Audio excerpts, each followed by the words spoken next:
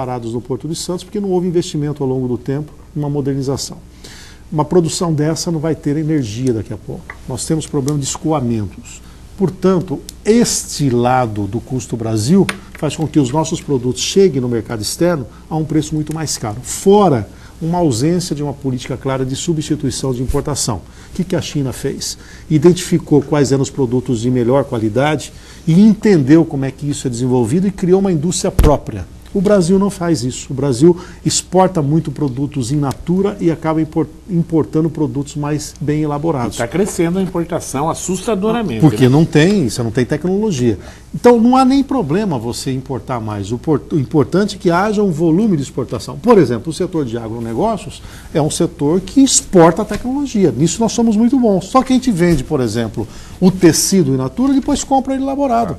Então falta agregar valor aos nossos produtos. Se a gente combinasse uma política séria de substituição de importação, com investimento em ciência e tecnologia e desoneração do custo Brasil, o Brasil seria imbatível, seria um modelo chinês. Avançamos muito, mas estamos extremamente distantes de ter uma política externa robusta, contundente, que garanta para a gente não só geração de emprego, como de riqueza no país. Como é que você analisa esse empate rigoroso para presidente da República entre a Dilma e o Serra?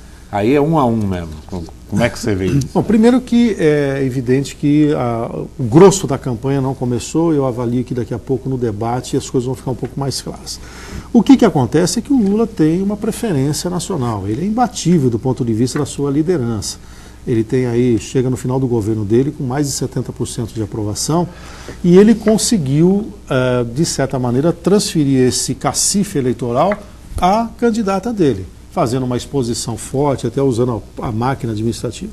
Nós temos dentro do governo Lula também uma militância muito forte do ponto de vista do meio sindical. E esse pessoal tem uma capacidade muito grande de articulação. Eu já ouvi boatos aí de que estão plantando, que o Serra entrando vai acabar com a Bolsa Família. Eles jogam um pouco em cima do terrorismo.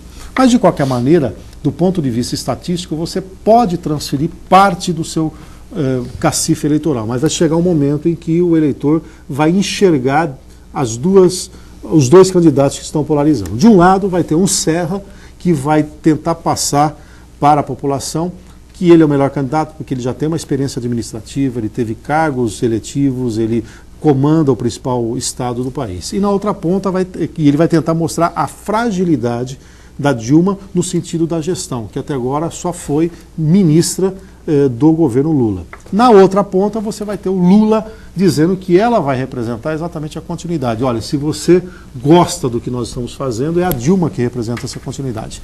Num certo momento, um eleitor mais crítico vai conseguir enxergar as diferenças e vai fazer a sua opção.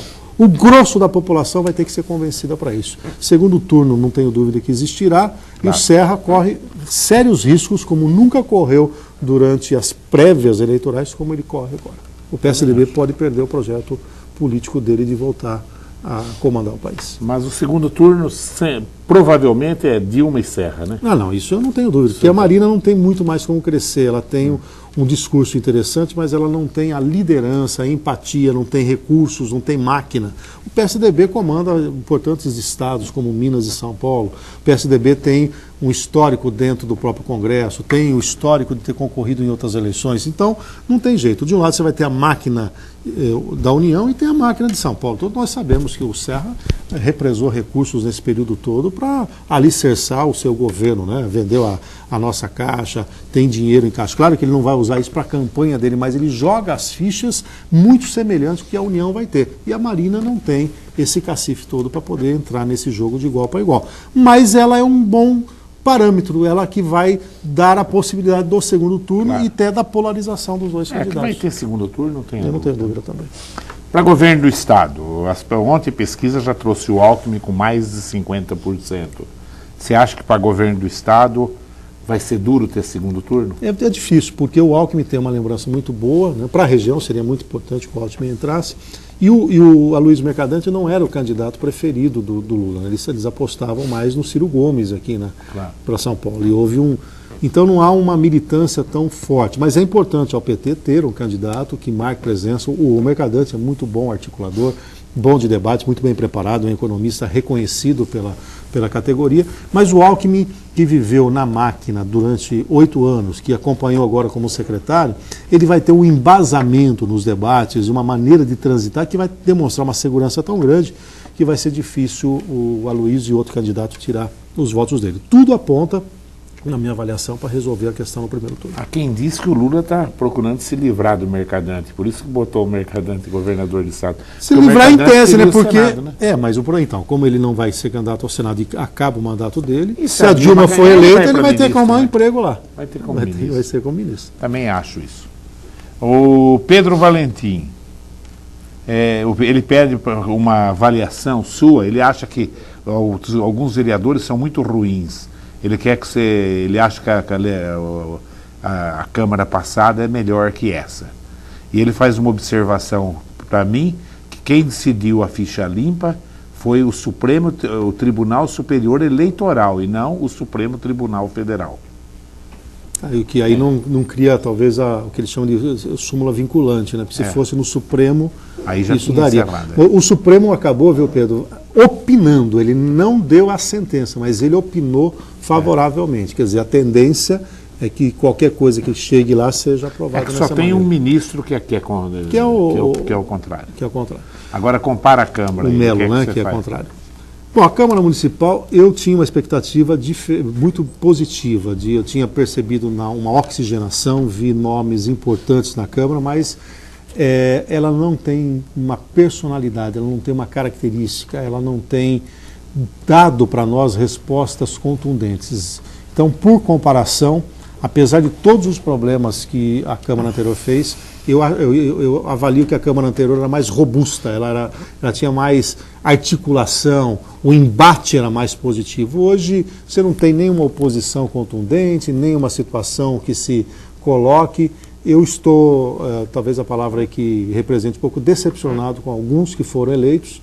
Tem outros desenvolvendo um papel importante, mas a Câmara poderia dar mais do que está dando. Ela é mera avaliadora de projetos do Executivo, quando, na verdade, com criatividade e determinação, ela poderia dar o tom, inclusive, da condução, não só política, mas do ponto de vista da estrutura municipal. Há tempo ainda para uma reversão, mas deixou muito a desejar. Tem algum vereador que te agrada ou você preferia eu prefiro não citar, mas alguns têm uma participação importante, fazem trabalhos sérios, avaliam de maneira adequada, têm projetos também que são construtivos, outros simplesmente são apáticos, não tem uma apatia total.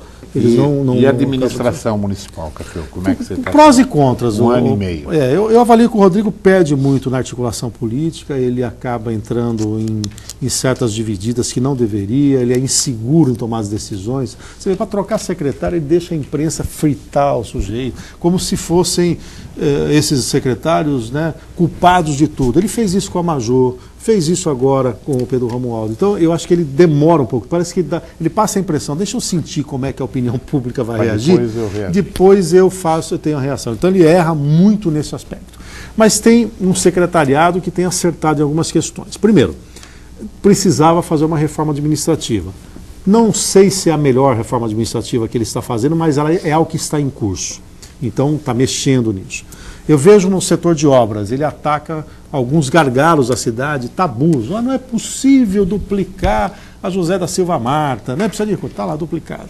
Olha, a entrada de Bauru precisa melhorar, está melhorando. Obras chegando. É claro que o grande desafio do governo municipal é acompanhar